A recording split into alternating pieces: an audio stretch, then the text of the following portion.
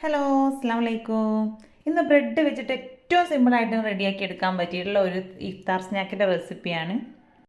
അപ്പോൾ അതിനായിട്ട് ഞാനിതവിടെ ഒരു 5 സ്ലൈസ് ബ്രെഡ് എടുത്തിട്ടുണ്ട്. ഇനി ഇതിൻ്റെ ഈ ഒരു സൈഡ് ഭാഗമൊക്കെ ഒന്ന് കട്ട് ചെയ്തെടുത്തതിന് ശേഷം നമുക്ക് ഈ ഓരോ ബ്രെഡും ഒരു 2 പീസായിട്ട് കട്ട് ചെയ്തിട്ടെടുക്കാം. അപ്പോൾ ഏറ്റവും സിമ്പിളായിട്ട് തന്നെ ബ്രെഡ് വെച്ചിട്ട് ചെയ്തെടുക്കാൻ പറ്റിയിട്ടുള്ള ഒരു അടിപൊളി സ്നാക്കാണ് കേട്ടോ ഇത്. അപ്പോൾ ഇതേ ഒരു രീതിയിലാണ് ഞാനിപ്പോൾ ഇവിടെ കട്ട് ചെയ്തെടുത്തിട്ടുള്ളത്. അപ്പോൾ എല്ലാതും സെയിം രീതിയിൽ തന്നെ ഞാൻ കട്ട് ചെയ്ത് മാറ്റി വെച്ചിട്ടുണ്ട്.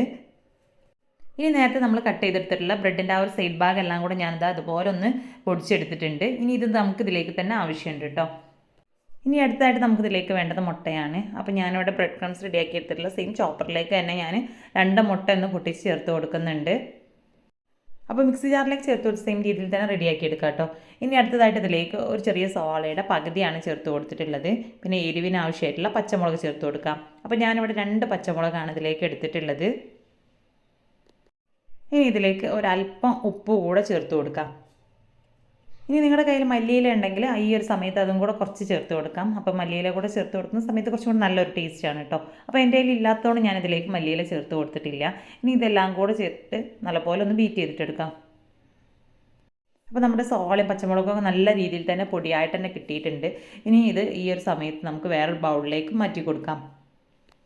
ഇനി ഇതിലേക്ക് കുറച്ചൊന്ന് ലൂസാക്കി എടുക്കണം എന്നുണ്ടെങ്കിൽ 1-2 ടീസ്പൂൺ പാല് ചേർത്ത് കൊടുക്കാം കേട്ടോ. അപ്പോൾ ഞാനിതാ ഇതിലേക്ക് നമ്മൾ നേരത്തെ കട്ട് ചെയ്ത് മാറ്റി വെച്ചിട്ടുണ്ടായിരുന്ന ഓരോ ബ്രെഡ് മുക്കിയെടുത്തതിന് ശേഷം ബ്രെഡ് ക്രംസിൽ ഒന്ന് കോട്ട് ചെയ്തിട്ടെടുക്കാം. അപ്പോൾ അത്യാവശ്യം നല്ല സ്പൈസി ആയിട്ട് ചെയ്തെടുക്കുന്ന സമയത്താണ് നല്ല ഒരു ടേസ്റ്റ് ആയിട്ട് കിട്ടുക. അപ്പോൾ ബ്രെഡിൻ്റെ എല്ലാ പീസും സെയിം രീതിയിൽ തന്നെ ആദ്യം ഒന്ന് എഗ് ബാറ്ററിൽ ഒന്ന് മുക്കിയെടുത്തതിന് ശേഷം ബ്രെഡ് ക്രംസിൽ കോട്ട് ചെയ്ത് മാറ്റി വെക്കാം. വളരെ സിമ്പിളാണ് ഇത് റെഡിയാക്കി എടുക്കാനായിട്ട്. അപ്പോൾ മുട്ടയും ബ്രെഡും വീട്ടിലുണ്ടെങ്കിൽ കുറഞ്ഞ സമയത്തിൻ്റെ ഉള്ളിൽ തന്നെ നമുക്കിത് റെഡിയാക്കി എടുക്കാനായിട്ട് പറ്റും.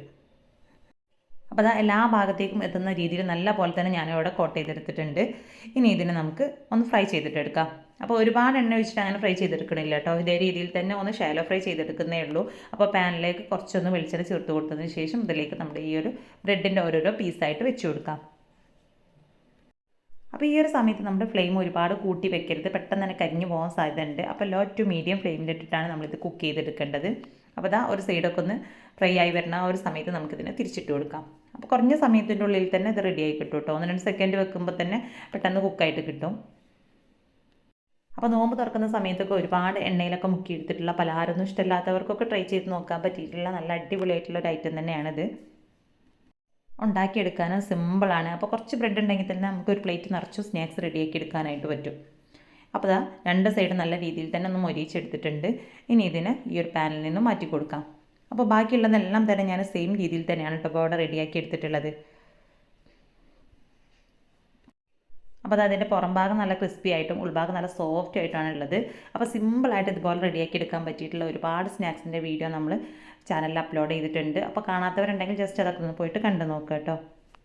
അപ്പോൾ ഇന്നത്തെ നമ്മുടെ ഈ ഒരു ഇഫ്താർ സ്നാക്കിൻ്റെ വീഡിയോ ഇഷ്ടമായിട്ടുണ്ടെങ്കിൽ ലൈക്ക് ചെയ്യുക. അതുപോലെ തന്നെ നമ്മുടെ ചാനൽ ഇതുവരെയും സബ്സ്ക്രൈബ് ചെയ്യാതെ കാണുന്ന ഏതെങ്കിലും കൂട്ടുകാരുണ്ടെങ്കിൽ ഒന്ന് സബ്സ്ക്രൈബ് ചെയ്തിട്ട് സപ്പോർട്ടും കൂടെ ചെയ്യുക കേട്ടോ.